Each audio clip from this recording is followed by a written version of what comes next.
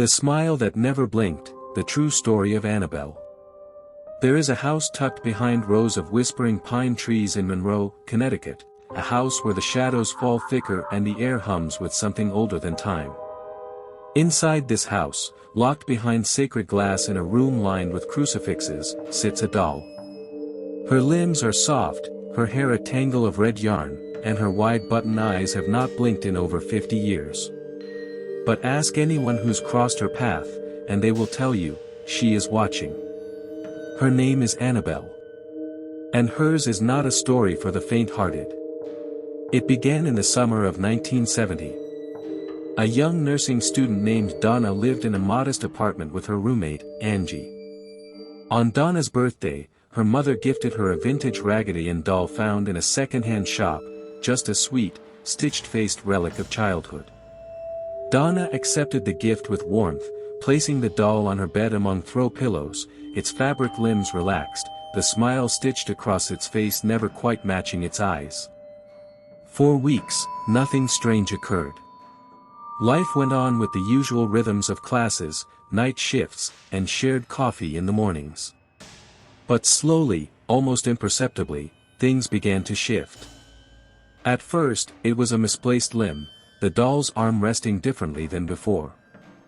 Then it began to change locations. Donna would leave the doll on her bed, only to return from class to find it sitting upright on the couch, or kneeling in the hallway. The first time, she thought perhaps Angie had moved it. But Angie swore she hadn't touched it. Soon it was undeniable. The doll would end up in places it couldn't possibly have reached on its own.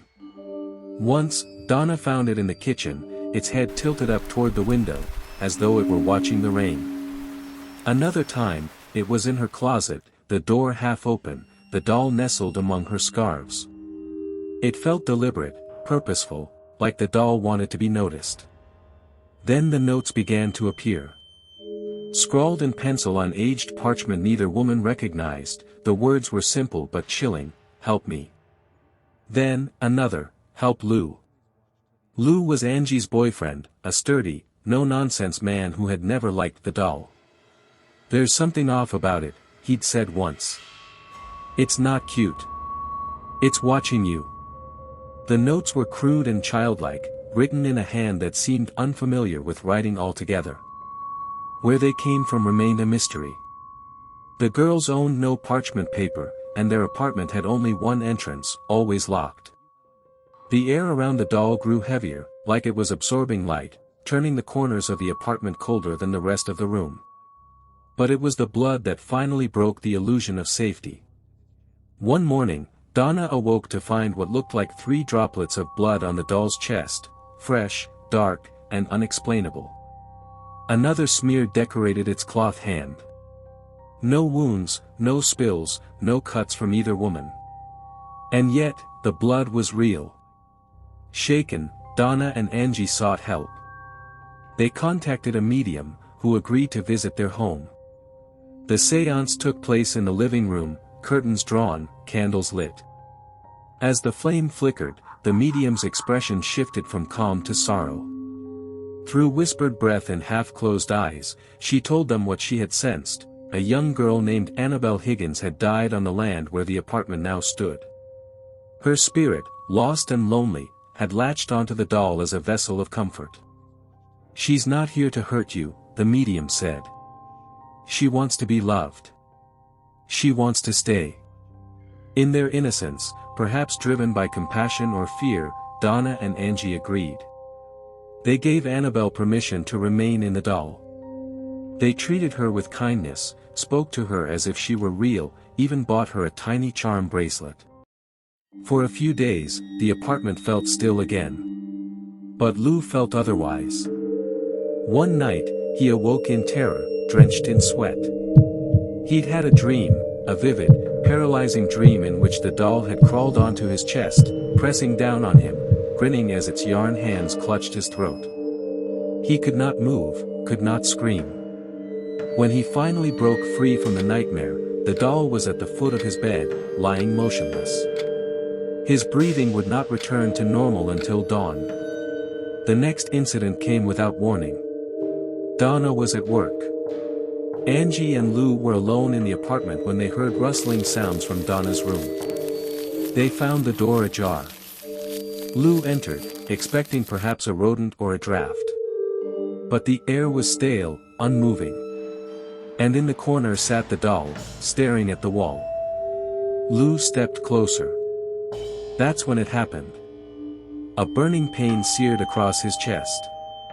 He staggered back, clutching at his shirt, only to find deep claw marks, 7 in total. 3 vertical, 4 horizontal. Angry, red, and bleeding. But there had been nothing in the room. No attacker. Just the doll, and the air that now thrummed with something unseen. The wounds healed quickly, too quickly, and by the next morning, the marks were gone. But Lou's fear remained. That was the moment Donna called the church. A local priest visited, listened, and then reached out to a pair of demonologists he knew well, Ed and Lorraine Warren. The Warrens arrived days later. Lorraine entered first, a clairvoyant with a gentle touch and unshakable instincts. She looked at the doll and froze. "This is not a little girl," she whispered. "It never was." Ed explained that what had taken residence in the doll was not the ghost of Annabelle Higgins, but something much older. Something inhuman. Demonic.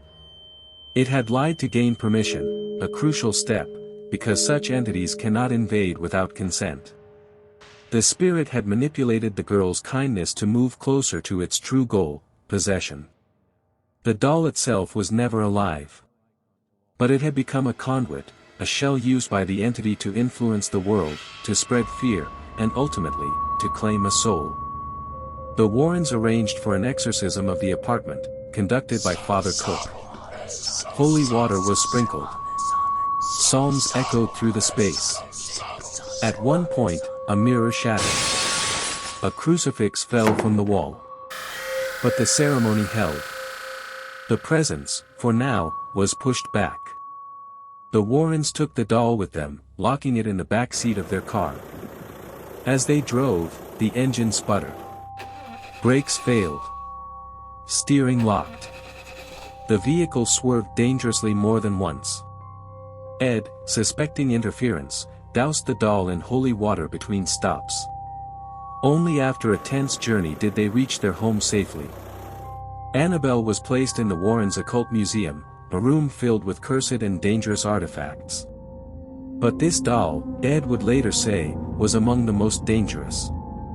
He had a glass case constructed for it, lined with prayers, sealed with a lock blessed by a priest. On the case, he affixed a sign that read simply, "Warning, positively do not open." But the story didn't end there. One day, a young man and his girlfriend visited the museum. As Ed recounted the doll's history, the young man scoffed. He tapped the glass mockingly, daring Annabelle to do something.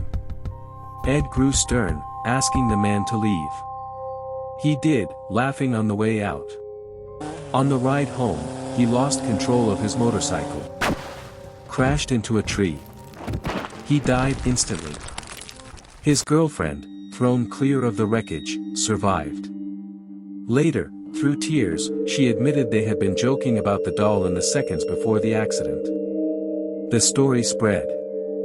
Visitors came, some respectful, others skeptical. Staff began to notice strange things. Cameras would fail in the museum. Cold drafts would appear out of nowhere. Once, a janitor swore he heard laughter, soft, childlike, coming from the case, though no one else was around. One morning, a single fingerprint appeared inside the glass. No one could explain how. Lorraine, now widowed, never went near the doll again. "It's the only thing in that room that scares me," she once said. In the years that followed, Annabelle became legend. Films were made, dramatized, exaggerated. Hollywood changed her face, made her porcelain and cracked. But the real Annabelle remains the same, soft, silent, stitched. A presence that waits. Some say her power grows the more people fear her. That belief gives her strength. That merely hearing her story can open the door to her influence. That even now, as you read these words, her smile lingers somewhere behind your thoughts. So if you ever feel something watching you in the night, something that shouldn't move, but does, something with button eyes that always seem to shift ever so slightly toward you, remember this. Evil doesn't always come with fire or screams. Sometimes, it comes with cotton skin and a smile that never blinks. And waits. You've opened the vault. Not all who do, return the same. Leave your echo behind. With a like, a comment, a whisper shared. And before the flame fades, subscribe.